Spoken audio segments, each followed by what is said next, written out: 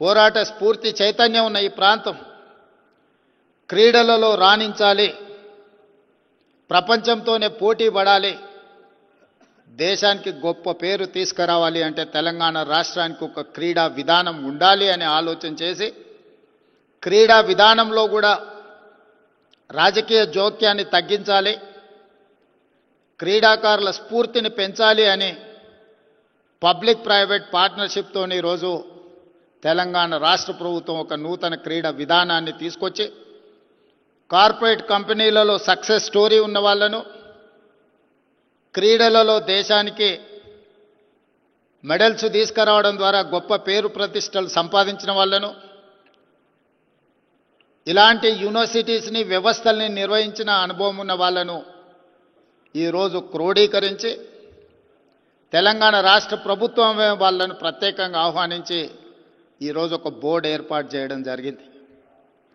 ఈరోజు రాష్ట్ర ప్రభుత్వం పరిమితమైన పాత్ర పోషిస్తూ వెసులుబాటు కల్పించి ఈరోజు ఈ విధానాన్ని ముందుకు తీసుకువెళ్ళాలని, మన ప్రాంతానికి మన నగరానికి పేరు లేదని కాదు, 1956 ఒలింపిక్స్ క్రీడలలో ఈ దేశానికి 4వ స్థానం సాధించి పెట్టిన ఫుట్బాల్ టీంలో 9 మంది క్రీడాకారులు మన హైదరాబాద్ నగరం నుంచే రిప్రజెంట్ చేసిందంటే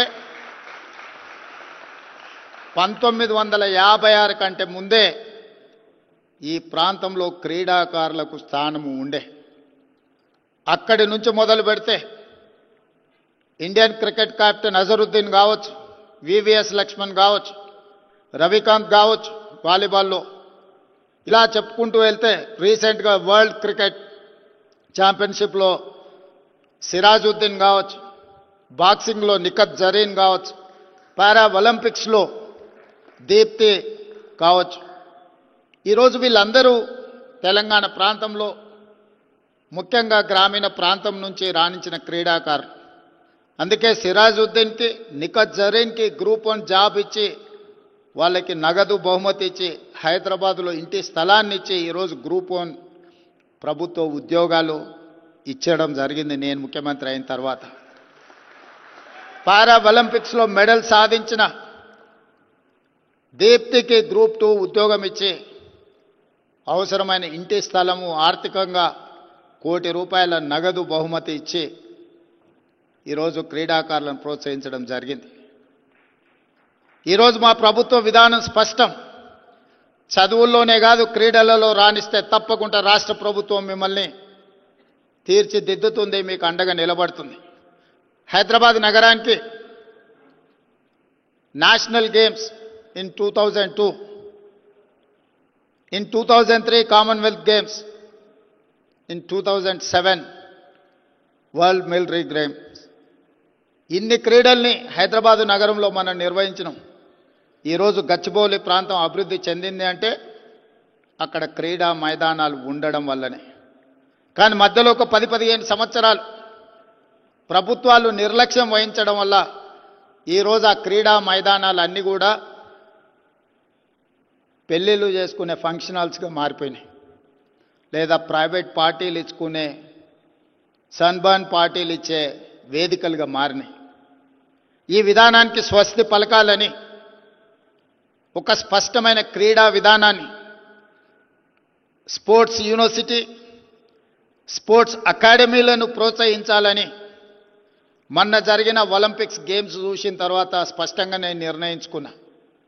140 కోట్ల జనాభా ఉన్న ఈ దేశం మొన్న జరిగిన ఒలింపిక్స్లో ఒక గోల్డ్ మెడల్ కూడా తెచ్చుకోలేకపోవడం అంటే నిజంగా ఈ దేశానికి మన జాతికే ఒక అవమానము అని చెప్పి నేను భావిస్తున్నా.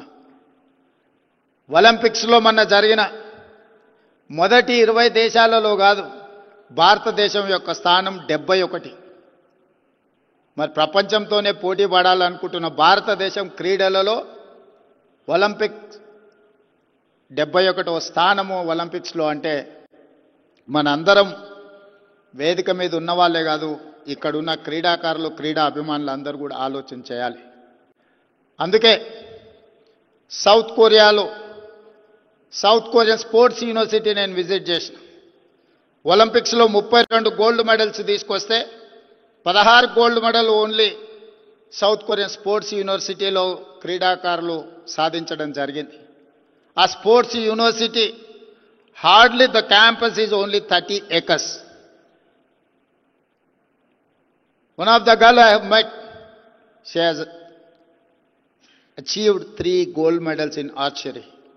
ఒక అమ్మాయి ఒక యూనివర్సిటీలో 3 గోల్డ్ మెడల్స్ సాధిస్తే భారతదేశం మొత్తం కలిసి ఒక గోల్డ్ మెడల్ సాధించలేకపోయినాం. నిజంగా మనందరం ఆలోచన చేయాలి.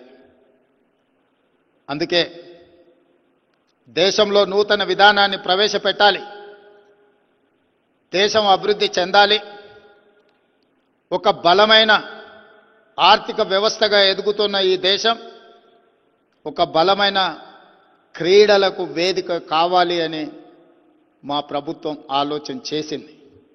అందుకే మా విజన్ డాక్యుమెంట్ తెలంగాణ రైజింగ్ 2047లో స్పోర్ట్స్ పాలసీ కూడా ఒక చాప్టర్ పెట్టి ఈరోజు సమాజంలో సక్సెస్ స్టోరీ ఉన్న వాళ్ళని అందరినీ ఈరోజు ఒక వేదిక మీదకి తీసుకొచ్చినాం. వాళ్ళ అనుభవమే కాదు, వాళ్ళకున్న ఆర్థిక వెసులుబాటుతనాన్ని కూడా గ్రామీణ ప్రాంతాలలో ఉన్న క్రీడాకారులను ప్రోత్సహించడానికి వాళ్ళు వినియోగిస్తారని, వాళ్ళ వైపు నుంచి మద్దతు ఉంటుందని ఈరోజు వాళ్ళందరినీ కూడా సగర్వంగా ఈ వేదిక మీద కూర్చోబెట్టి తెలంగాణ రాష్ట్ర ప్రభుత్వం వాళ్ళను గౌరవిస్తుంది. अभिनव बिंद्रा जी, ये तेलंगाना ऐसा जगह है, हम लोग निजाम सरकार के खिलाफ आर्म स्ट्रगल, हम आजादी के लिए बहुत सारे हजारों में शहीद होकर हम हासिल किए. उसके बाद कंबाइंड स्टेट में तेलंगाना जनता को, तेलंगाना युवता खासकर एम्प्लॉयमेंट एजुकेशन में कुछ नुकसान हो रहा है. वो नुकसान को खत्म करने के लिए हम लोग लड़कर हासिल किए तेलंगाना राज्य ने.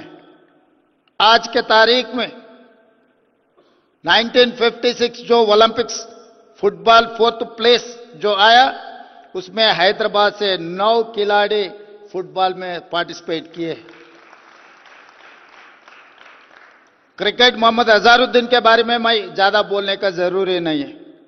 VVS लक्ष्मण, आज के तारीख में मोहम्मद सिराजुद्दीन, निकत जरीन, दीप्ति जुवांगे, पैरा ओलंपिक्स, सब सारे क्रिकेट प्लेयर, क्रिकेट से लेकर अलग अलग स्पोर्ट्स में हमारे लोग तरक्की किए.